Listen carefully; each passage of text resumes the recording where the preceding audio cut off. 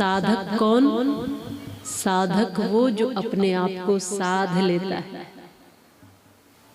अपनी साधना से अपने आप को साधता हुआ अपने साध्य को जो प्राप्त कर ले वो साधक है।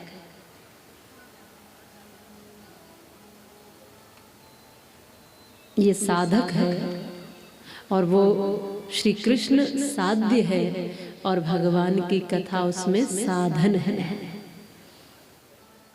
तो भगवान की कथा साधन बनी हुई, ये शरीर भी साधन है। शरीर माध्यम खलु धर्म साधनम। तो साधना शरीर को नहीं करनी है, साधना उस आंतरिक भाव को करनी है, उस अंतर में करनी है, उस दिव्य आत्मा को करनी है। इसलिए तारण और कल्याण शरीर का नहीं होना है, शरीर तो एक साधन मात्र है। कथा भी हम सुन रहे हैं तो शरीर को ठीक करने के लिए नहीं, मन को, वृत्तियों को ठीक करने के लिए। शरीर तो क्योंकि मन से जुड़ा हुआ है इसलिए मन ठीक होता है तो शरीर भी ठीक हो जाता है।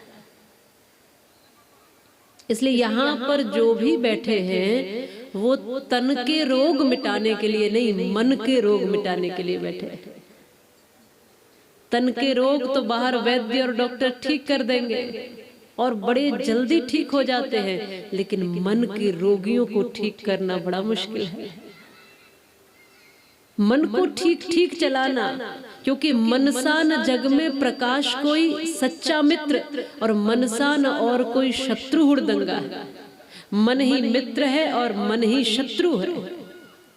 अगर मित्र बन जाए तो भगवान के चरणों तक पहुंचा दे और शत्रु बन जाए तो शराब के ठेके तक पहुंचा दे। ये मन ही है। इसलिए यहाँ मन को मित्र बनाने के लिए बैठे हैं, मन को एकाग्र करने के लिए, मन को व्यवस्थित करने के लिए, मन को ठीक करने के लिए, मन की चंचलता को रोकने के लिए, मन को साधने के लिए बैठे हैं। मनसा न जग में प्रकाश कोई सच्चा मित्र, मनसा न और कोई शत्रु हुड़दंगा है। मन से ही शांति गीत, मन से ही रीत प्रीत, मन से ही कलह कपट द्वेष दंगा है।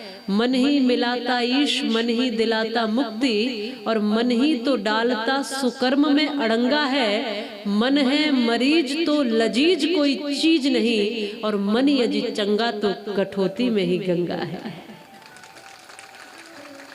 यदि मन अच्छा है तो सब जग अच्छा है।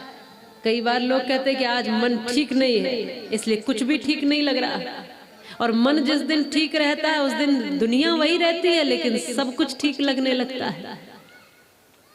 इसलिए यहाँ जो बैठे हो आप, किस लिए बैठे हो माताओ? बीमार मन का इलाज करने के लिए। बरसों बरसों पुराना रोगी है ये मन। मन की चंचलता, मन की उथल पुथल, मन की उलझन, सब कुछ मन के ही इर्द गिर्द घूमता है, आसपास घूमता है। बाल सफेद हो गए लेकिन मन की चंचलता नहीं जा रही। अवस्था वानप्रस्थ और सन्यास की है पर मन अभी भी चंचल है। मोह अभी भी है, काम अभी भी है, क्रोध अभी भी है, लोभ अभी भी है। इसलिए यहाँ पर जो आप बैठे हो अपने आप को व्यवस्थित करने का, कैसे जीना है, कैसे चलना है, कैसे देखना है, कैसे बैठना है, क्या खाना है, क्या सोचना है, क्या चिंतन रहेगा, क्या संकल्प लेना है, कैसे रास्ते बनाने हैं, क्या मंजिल रहेगी और उस मंजिल को पाने के लिए किस किस तरीके से चलोगे। जिए जा रहे हैं, आज जिए जा रहे हैं, पता कुछ नहीं क्यों जिए जा रहे हैं। चले जा रहे हैं, चले जा रहे हैं, पता कुछ नहीं हम कहाँ जा रहे हैं। आखिरी समय तक भी पता नहीं चलता बहुतों को तो कि हम कहाँ से चले थे और कहाँ आ गए। बाद में देखते हैं कि हाथ तो कुछ लगा ही नहीं, सब समय बेकार व्यतीत चला गया।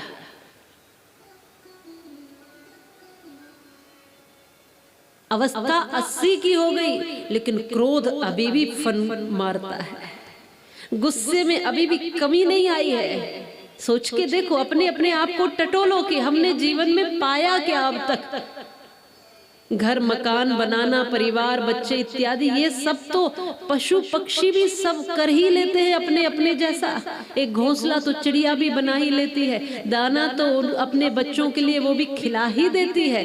सारे जीव जंतु, पशु पक्षी, जानवर सब इतना तो कर ही देते हैं जितना सामान्यतः आज मनुष्य कर रहा है। अब देखना ये है कि उम्र इतनी अधिक हो गई, क्रोध में कहीं कमी आई कि नहीं आई, लोभ थोड़ा कम हुआ कि नहीं हुआ, वासनाओं से मुक्ति हुई कि नहीं हुई, काम से मुक्त हुए कि नहीं हुए, दृष्टि में पवित्रता आई कि नहीं आई। किसी भी माता बहन बेटी को देख करके बहन और बेटी का ही विचार आता है या अभी भी विचार गलत ही है। देखना बस ये है कि मन अभी भी हिलोरे मारता है या मन अब शांत हो गया है, अब मन भगवान में रमण करने लगा है या मन अभी भी संसार में रम रहा है। चिंतन अपने आप का करना है। इसलिए कथा सुनना माने कथा को धारण करना, कथा सुनना माने कथा को जीवन में उतारना, कथा सुनना माने कानों तक नहीं, कथा को आचरण बना लेना, चरित्र बना लेना, अपना व्यवहार में उतार लेना, अपने कर्म में उतार लेना, यही असली कथा है। बाकी तो कथाएं रोज मंचों से चली रही है, जितने चैनल खोलोगे उतनी कथाएं सुन लोगे। जितने भी धार्मिक चैनल है सब पर कथाएं आ ही रही है। जहां जहां भी स्थान है, कहाँ कोई न कोई किसी न किसी रूप में व्यास पीठ से कथा कही ही जा रही है।